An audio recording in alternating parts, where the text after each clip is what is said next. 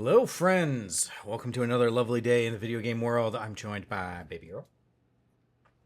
And we are going to talk about some stuff. We got some interesting developments. So, first, let me throw up here the. Do you want to get down, sweetheart? There you go. Sorry about that. We are going to throw up this. So, give me 1 second. Boom. Nintendo Switch 2 production cuts 33% following weak holiday sales reports. So we're going to see about a 33% reduction from 6 million units down to 4, based off of a less than stellar holiday season, apparently. Pardon me.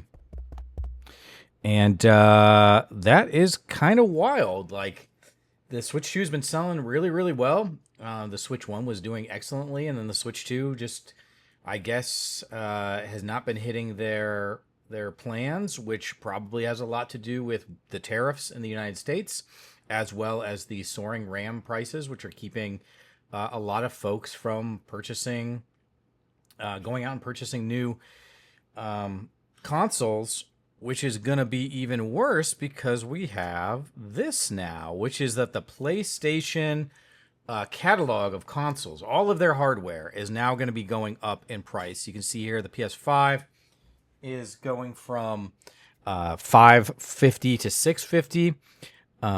The discless version is going from $500 to $600. The PlayStation 5 Pro is going from $750, which is already a $50 increase over the cost when it first came out, to going up to $900. And the PlayStation Portable is adding $50, so it's going to go from $200 to $250. I actually just bought a PlayStation Portal a little bit ago. So, man, we are in a really interesting time. I have never seen in my lifetime consoles increase in price in a mid-cycle. It just doesn't happen. Normally, you'll see around year 4 or so, you'll see a price decrease. You might see like an Elite version. We've seen like the Xbox Elite or whatever, and you'll see a version that's maybe $50 cheaper because it's older technology and they found a way to shrink their manufacturing costs, reduce manufacturing costs. But this is a wild time to see this happen twice. PlayStation's increased their costs twice. Xbox has done it once, and then they also did an Xbox Game Pass price increase. We saw Netflix this week did a price increase. And so we are in a very, very particular time. So I'm going to turn these lights off here. This is rough, man. And I know a lot of folks who are waiting or have been waiting to see what GTA 6 is going to be like. I just saw a rumor today. I'm going to do another video about this tomorrow, that GTA 6 has surpassed its original budget. So we'll look at that and talk about that. But $900 for a PS5 Pro, which is, in my opinion, in my estimation, it's going to be the way to play GTA 6. GTA 6 is not coming out on PC for quite a while. So it's going to be a console purchase, which means you're either getting the PS5, you're getting the Xbox Series X for your sort of main line. I have no idea how GTA 6 is going to run on a Series S. I'm sure they'll work some magic and maybe upscale it to like 1080p from a lower resolution or something. But if you want to be able to play GTA 6 at like the sort of quote unquote highest of the highest, your PlayStation 5 Pro is the only way you're going to be able to do it, at least initially.